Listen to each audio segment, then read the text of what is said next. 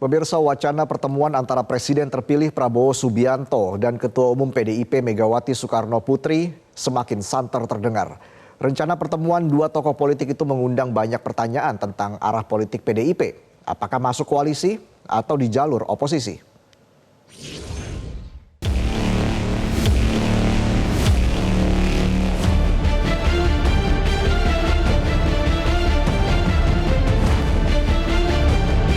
Pertemuan antara Megawati dengan Prabowo Subianto sebenarnya santer terdengar sejak Mei 2024 lalu. Setelah sempat meredup, isu pertemuan antara Megawati Prabowo kembali mencuat.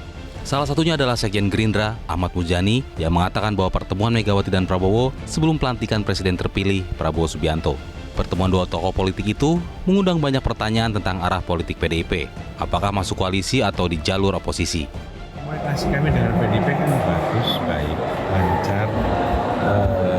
Ada pendekatan dan cara yang mungkin berbeda, tetapi seringkali tujuan kita itu sama. Kita tidak ketemu di jalan, tapi ketemu di perempatan. Seringkali begitu. Jadi sebenarnya perbedaan itu lebih merupakan cara bagaimana suatu tujuan mulia itu dicapai.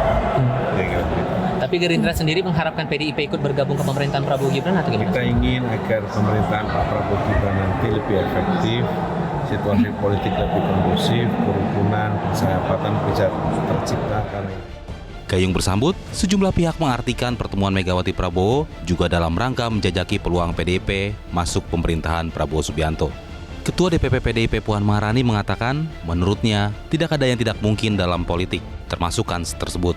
Merapatnya PDIP ke pemerintahan mungkin saja terjadi. Ya kan nanti di waktu yang tepat, pelantikannya kan masih tanggal 20 Oktober. Jadi pasti dalam waktu yang secepat-cepatnya insya Allah akan ada pertemuan dan dalam artian untuk bersilaturahmi dan bersinergi membangun bangsa dan negara.